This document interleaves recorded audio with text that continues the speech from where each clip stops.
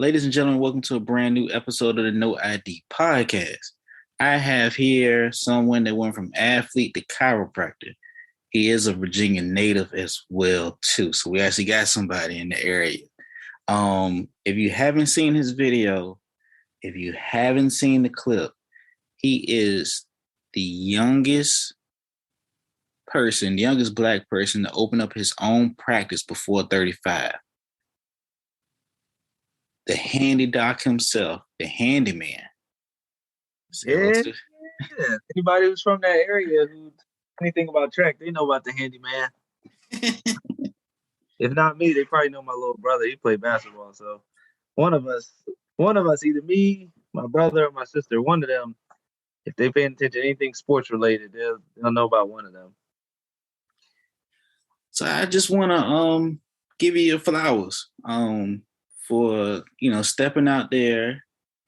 The post, we got to put some respect in your name as well too, because we don't see as many of us in your. That's probably why I did it. It was funny because he was asking, he was like, "Well, what does you being black have to do with anything?" I was like, "It has everything to do with it." I was like, "I shouldn't even entertain this." I'm like, "People don't see this," so I was like, "I put it out there," and I was like, "If it takes one person to have to be that person to inspire somebody else, like I had people from all over see this thing. Like I had little kid out in like Michigan, like he was telling me his story of how he wants to grow up and be a doctor so he can take care of his mom. I was like, never would have thought that I could reach that many people. Yeah, you never do. You surprised. I don't know. I think it was like Successfully Black or Black something. Man, that thing took off, dude. Like, I think now it's almost 1 million people have looked at it. It's close. It's pretty close. It's like 950, 9 something. I don't know. Shit, you went viral. I know they went viral. The one after that went viral too. So I'm like, well, got some steam going. I'm with it. So it's pretty cool. I'm not a big in front of the camera kind of guy, but I was like, this is fun. So how did you get your start? Because it says you were an athlete first. What sport were you in? Oh yeah, so I was did track at George Mason. I was a long jumper, triple jumper, hurdler, 4x1. It's kind of a Swiss Army knife for the track. A big thing there. I started off at Mason. I was an engineering major to start off. Like you couldn't tell me I wasn't going to be like a civil engineer or architect. Like I had it burnt in my mind. That's what I was going to do. And then I got injured my freshman year, and that kind of sidelined everything. Like it was a point where I couldn't walk, and we had a team doctor, and that kind of changed my whole perspective of what I wanted to do in life. So had a good experience there. Still good friends with the doctors there. Just I don't know. It was just amazing to see what can be done in a short amount of time. Like it didn't take long at all to go from where I thought my career was over to now I'm back and doing my thing. So did you start off working in somebody's office first, or you went straight to on getting to your own practice first? Oh no, I was working as an associate first. So took an associate doc position, learned a lot from that person. Learned what I liked, learned what I didn't like. And it was sometime last June, maybe it was May, something like that. It was one day where I was in the office. Like Friday evenings, I'll be the only doctor in the evening, just doing my thing there. And I was so overwhelmed with patients. Like it was just so many people coming in just to see me. And I was like, I'm working way too hard for this not to be mine. So I was like, something's got to be done. So I was like, I'm saying this is way too much labor for not enough, on the green side. So things didn't work out at that place, and I'm grateful for the experiences I learned there. But we just had different visions on stuff. So I was like, I'm gonna go do my own thing. And it's more scary at first to try to step out and do it. That's the hardest thing because everything's always in your head. And it's never going to be the right time to do anything like that. But I just kind of jumped out on faith and got put in a situation where I could have a spot and kind of build from the bottom up. So it's kind of where I'm at now. I'm gonna be looking to get into a bigger space probably in the next year or so. But for a starter place, I was like, I couldn't have found a better spot. All right. So how did you come up with the name Elite Sport? Well, I know about Sport and Spine, but how did you come with the name and the branding? When I was in Florida, there was this CrossFit gym there. It was called it was an Elite CrossFit or something like that. And I always liked the name from when I would go there and work out and train and stuff. And I was like, I'm taking that. I'm bringing that to Virginia. Just for rebrand and resell purposes after practice, like having your name in it doesn't have good resale value. So I was like, doesn't have my name in it, kind of gives me I don't know, I just like the name. Like when I was designing the logo and stuff, I was like, I started to see the vision a little bit more. And once I had the logo down, I was like, I'm in. Like, that's it. That's facts. Like when I started this podcast, I went through like several names. I think I tried to do Blueprint because Jay-Z is my favorite rapper. Somebody had that. Then my mom was like, you should do Rome Was Built in a Day. I said, that's too long and it's corny. Correct. And then I was like, let me just try something crazy. I said, let me just do something simple. It's No I.D. It's 4 letters. And I've been rocking with it for about the last 2 years. But, I mean, I get what you're saying, though. Like, I think I got No I.D. I definitely know I got No I.D. from the producer that worked with Kanye West. So that's exactly what I did. Exactly what I did. Ain't nothing wrong with it. Yeah, no. So how long have you been into your own practice? And like, what is the ultimate goal? Because you've told me before that, well, I don't know if it was recorded or not, but the representation of this video that you did has inspired a lot of people. The video was actually like a reason for me to, I'm gonna post it on my page and tag you in as well too, but that video was a reason for me to actually reach out to you. Wow, see? And I'm like, we were just having fun. Just, I don't know. Like, one of my best friends, she helps me with a lot of my marketing and brand stuff. Her stuff is Digital Dash. She's really good, like with just branding and digital marketing. So she's the one who put this idea. She was like, we should just start doing some reels, and we just started running with it. But she was like, you should do this one first because it's not a whole lot of. I mean, I'm sure there's other Black doctors like me, but they ain't putting their stuff out there like that. People don't see it. And it's funny because now I get people hitting me up and reaching out from everywhere. Like, oh, do I know any Black doctors in their city? I'm like, I don't know every Black chiropractor or doctor in the world. Like, I have no idea. Had someone from Kenya. I was like, I mean, that'd be really cool if I could get over there, but I don't know. People don't know what they don't know. No, I don't. That's like the weird thing. But hey, bro, like I said, I would say like there are a lot of Black doctors. There's definitely not a lot of Black doctors online doing what you're doing. Yeah, and I'm like, I feel like there's a missed opportunity to just inspire somebody else to do it, if for nothing else. If for that reason alone, we're missing something. I mean, your page does say we aspire to inspire. So sorry, you went in and out there for a second. What'd you say? Your page does say we aspire to inspire. So that's what you're doing, right? We aspire to inspire. That's right.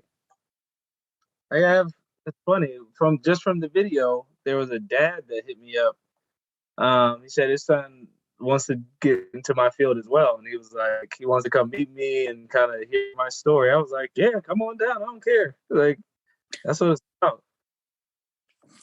That's definitely what it's about. So what's the ultimate goal? Are you looking, I know you say you're getting a bigger building, but are you looking to get more locations? Or are you looking to? Oh yeah. I want to branch this thing out as far as I can. So we'll see. That people like, oh, you should open up something down here in Georgia. I'm like, oh, all right. I hear y'all. Back home, I was like, I get lots of people who want me to come back home. And I do travel work. So I have my table and stuff. So at least within the states that I'm licensed in, I was like, I can bring my table and work on anybody anyway. Mm-hmm. Lots of times when I come back home to the 757, I kind of make a post like, all right, I'm coming back here. If anybody wants any in-house service, I'll do that. That's it. That's definitely it. So, damn, what I was about to say. So well, in your field, chiropractic, medicine, you see a lot of things going on, especially like in the Black community, where I want to say I heard that our diet ends up messing with our spine and our back.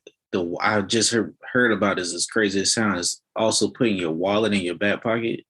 Oh, for sure. The wall in the back pocket for sure.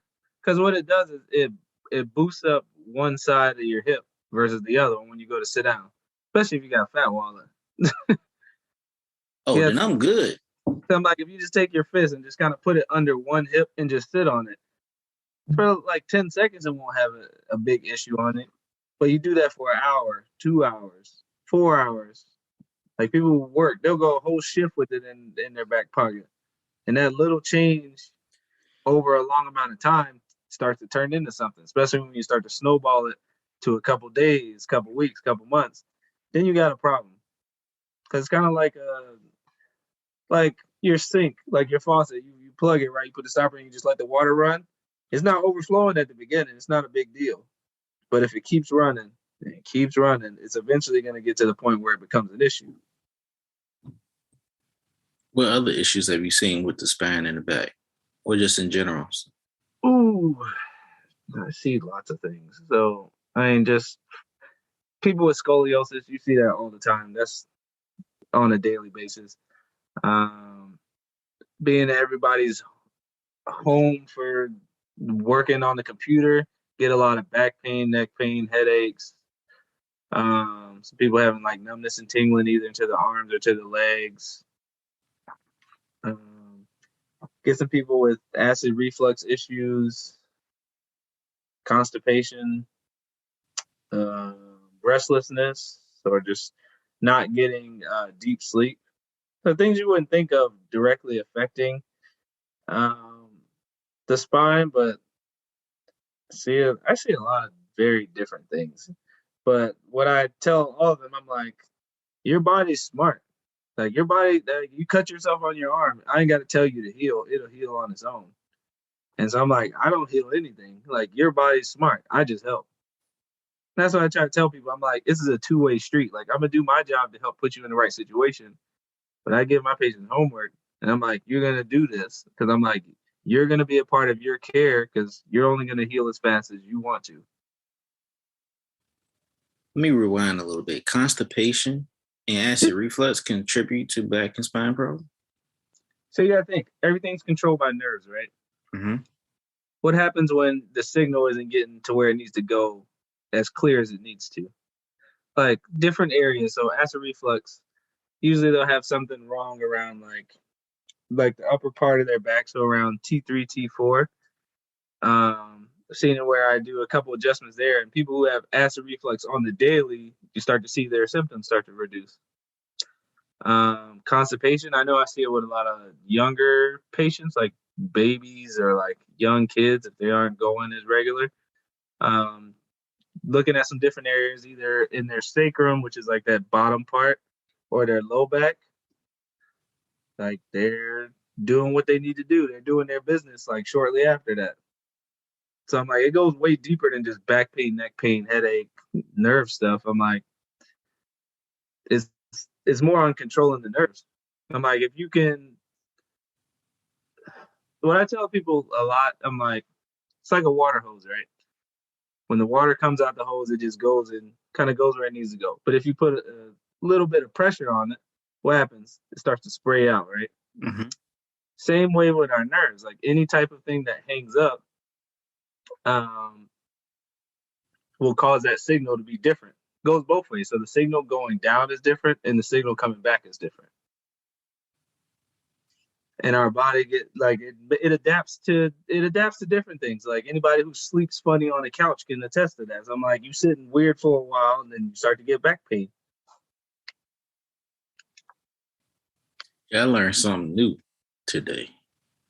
I'm about to go side. Like I'm not even gonna lie to you. I'm gonna go to work tomorrow and probably talk so much trash until like the sharpest knife in the drawer. Like, yeah, because I think like the office jobs, honestly, is like the most unhealthy job I've ever had. Yes, it's sitting for 8 hours Yeah. and 4 to 6 hours. You get a break every now and again, but what you do the most has the biggest effect on you. So if you're sitting all the time, for one, what does the chair setup look like? So like I can adjust you or give treatment to you all day long, but if you're doing that thing that's always causing it, it's taking one step forward, one step back the whole time. And it's one of those big things. People don't know what they don't know. That's really what it is. People just don't.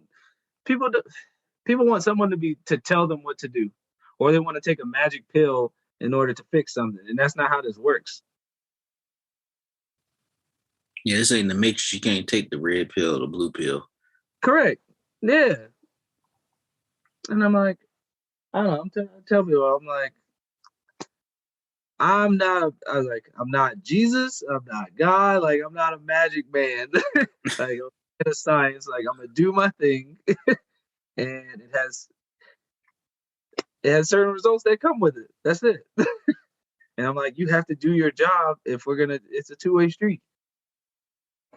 It is. Since I've been working in the office, I've been experiencing that because I was in retail for the longest. Like, but I know I was experiencing back pain just from the sneakers that I was wearing to Correct. work. Yeah, yeah, yeah. I definitely was. I worked at AT&T and I worked at a Best Buy, and I was experiencing back pains. I was like changing my sneakers. I have a bunch, obviously, but I was changing out sneakers like left and right, and I just couldn't get right. And I remember I had bought, as old as it's gonna sound, I bought some Asics, and those like Hey, some of the most. hey, my George Mason, their track team was talking about Asics when I was there. Man, them things was comfy. Hey, I had nothing bad to say about Asics running shoes. They do what they supposed to do. And they last forever. You know Yep. what I mean? I still have some Asics shoes from Mason now. They have So, some like one pair. I'm like, I'm never giving that pair up because I got it at the Olympic trials. Um, while I was there in 2012 at our sponsor booth because Mason was sponsored by ASIC, so we can go in there and literally get whatever. So I was in there like a kid in the candy shop. I was like, I'm gonna get these, I'm gonna get those. So I was in there just doing my thing. As I still have some stuff from there, I'm like, I remember that. I was like, I can't give these up. These have sentimental value. most definitely. So, I'm gonna ask you two things, or three, before we close out, because I like to keep the positivity going, keep a lot of people guessing, so they can actually hit you up. And Oh yeah. most definitely. So, one, what is your message to those that see your videos and they get inspired to do what you want to do, or they want to do it on their own. They want to step out on faith, but they just afraid to. What's your message to those that want to follow into the footsteps of the Handydoc? Oh, you gotta do cost benefit analysis, really. As I'm like, what do you have to lose? Like, look at where you at now. Like, I'd much rather struggle working for me than struggle for somebody else making pennies on the dollar. Like anybody who works in medicine, you'll know. Like whoever owns it is getting the big slice of the cheese. And I'm like, it's more work being on the business owner side, that I will say. But it's so fun. Like I love it. Like I get to bring my family to work. Like I create the situation that I want. Like my wife works at the front desk. I'm like, I have my daughters in there. Like it's like a family situation. So when I'm in between patients, I'm like, I get to hang out with my family. Like, what more could I ask for? I'm like, anybody who wants to do what I do, I mean, if they want to take some of the risk out, just keep the overhead low. So you don't have to have like the dream office or the dream situation right off the back. You start from the bottom and you work your way up. And that's what I did. Like I literally started from nothing. Like even from the last place I was at, like I signed the non-compete clause, so I had to be a certain amount of miles away. Like I didn't tell patients that I was leaving when I left. So I was like, I started from nothing. And I'm like, I'm not where I want to be now, but I'm doing pretty damn good. I'm like, I have no complaints. No complaints. I ask everybody this that comes on the podcast, being that I am a comedian, your top 5 comedians with a starting 6-man, dead or alive, in any order. Dave Chappelle, Tony Baker, he is Sigma too. That's my man's. See him in May, so that'll be cool. Gotta have Bernie Mac in there. Who else getting thrown in there? Eddie Murphy, Kevin Hart. Right, who's coming off the bench? I mean, Cat Williams would be like number 7. He ain't gonna be in the top 5 or 6. He'll be the 7. In the 6, I like the other you. Okay. Well, for those that listen, especially at this part, my list is going to change every time, but it's always going to have these 3 people in there, being that they were some of the ones that actually let me work with them. So we got Nori Davis, Michael Kyer, D Militant. Those will be the top 3, no matter what. For you. For me. Hmm? Number 4 is Jerry Seinfeld.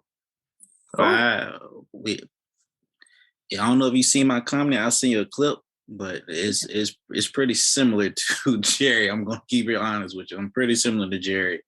I always felt some way about Seinfeld, and some other show because they pretty much copied Living Single for one. And what was the other one? There's another show like they just straight up copied everything from there. Friends, yes, that's the other one. Yes, straight up copied Living Single. Friends, they did. Erica Alexander will say like, come off the top and say, when this is true, like she went on a Breakfast Club. You guys can look this up. She said that Living Single's original name was supposed to be Friends. And it was supposed to be just like that. And then they didn't went with the idea. They didn't like the name, so they went with Living Single. But I think a year after Living Single was on the air, it turned into Friends. Friends came on TV, and Friends was running for years to do it.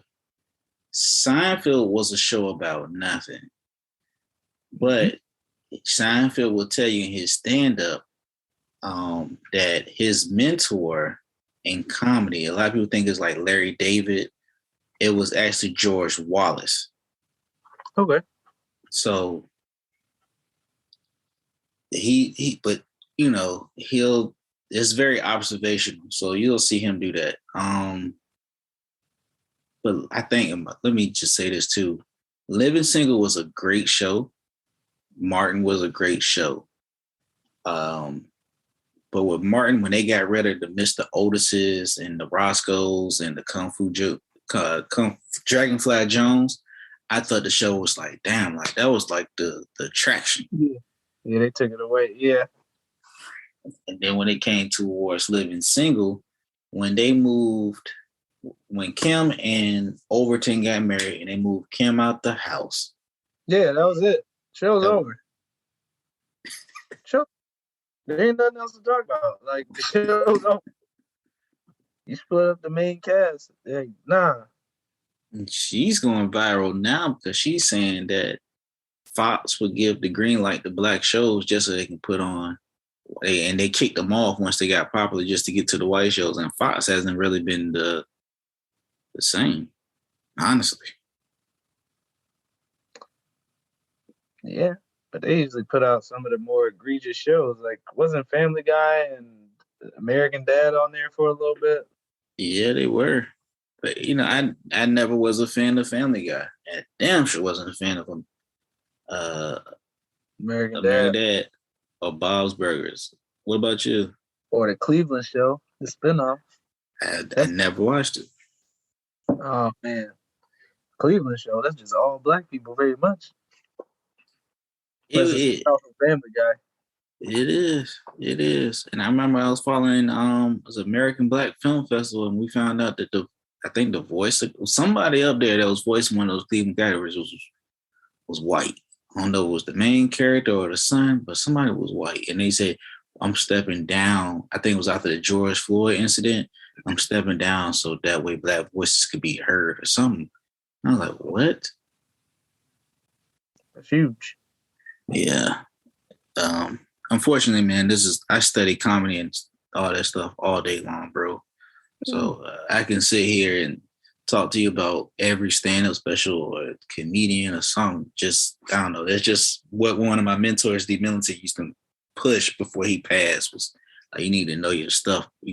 Excuse my language. Know your craft. You need to know Mm-hmm. your shit before you start going out there. And like when he said that, I just started studying. Yeah, started grilling. Damn. Number 5, let me say this too, is Ali Sadiq. For a lot of people that don't know, that's Mexican Got on Boots. Mm-hmm. My 6th man coming off the bench is Rudy Ray Moore, Dolomite. Okay. Yeah, those are that's deep. That's deep. If anybody wants to get in contact with you, they want to follow your page, they want to see your work, they want to see this clip that we're talking about, how do they do that? They can follow or to check me out on my Instagram page, new_breed09. So that's NEW_BREED09. Or on my office page, the Handydoc. That's the other one, but it's kind of weird because I originally started posting stuff on my personal one because I had a bigger following on there, and at this point it had blown up and went viral at this point, and I'm like, well, I guess I just don't have a personal Instagram no more. And I'm like, I'm cool with it because I only post things that are either family related, like some comedy, funny stuff that I see around, inspirational stuff, or chiropractic stuff. That's it. So I'm like, I'm fine with having that as be my main one. I don't care. It is what it is. So make sure you guys, when you see this episode or listen to this episode, you follow me at strictly_Rome. That's my IG page. You see my comedy, you will see the podcast stuff. And that's also me on Twitter. You can follow the podcast at No I.D Podcast as well. If you click the link in the bio, make sure you like, share, comment, subscribe, repost, and tag us in the repost that you do as well. And tell a friend, click his link onto his website, see everything that he's about. I'm telling you right now, if you look on this page, you do see the family. You do see the dance video. Yeah, I was like, all right, I got to come out with some real dance and stuff. People trying to come at me. I was like, oh, all right, gotta back that up. You will see everything, and then follow the YouTube at No I.D Media TV. You will see, of course, podcasts. You will also see a couple of stand-up clips, maybe a couple of skits as well too. But No I.D is going to a whole different direction. So I will give those that's listening and watching this podcast right here. I'm just supporting Black business. I do want to give this man his flowers. Stepping out into faith, because it's not that many of us that actually do. I mean, it is a lot of us that do us. And I'm telling you, look, that mirror talk is real. Like in the beginning when things were slower, man, looking at myself in the mirror and just having self-talk. Because I'm like, you can lie to everybody else, but you can't lie to that man in the mirror. Nah, you can't. You cannot. And I'm like, it's tough. It's tough to look at yourself and have to, believe the words that you're saying. And I'm like, it took looking at myself in the mirror. I was like, there was a lot of self-doubt in the beginning and feeling of like imposter syndrome where you've earned this title, but you don't feel like you there yet. And I'm like, I had a lot of that. But now I'm like, nah, I'm on my shit now. Like, I'm like, this me. Talk your shit. Yes. That's how but I'm like, I try to keep humble. That's how I was like, it's funny because people will comment on my stuff. It was like, oh, I didn't think you would respond. I was like, why wouldn't I? Like, this is mine. Coming from somebody that reaches out to a lot of people, it a certain, I don't know, it don't matter the certain number of followers, but like somebody can have 500 followers or have 12 million followers. You'd be surprised they actually respond, because I've had some people read my shit and then I can be like, oh, I'll do it, and they never get back to you when they say when they're gonna do it. Like you ask them, I have people read it and not say anything at all. Or I've had people literally just not respond at all. I don't know how their social media works, but you're very personable. So shit, I appreciate you, bro. Hey, I ain't mad at you. Keep reaching out to people, man. You miss all the shots you don't take. That's it. Fact. I thought I'm like, I take my shot. I'm like, I'm betting on me. That's it. That's it. All right, we're gonna go ahead and sign this off. Make sure you follow. I follow back. Make sure you reach out and just keep supporting Black business. Keep supporting Black doctors as well too. And that's it. Appreciate you, man. I'm gonna have to hit you up when I'm back in the 7-5. Yeah, bro. Most definitely. I might put you onto some Seinfeld. So I'm just kidding.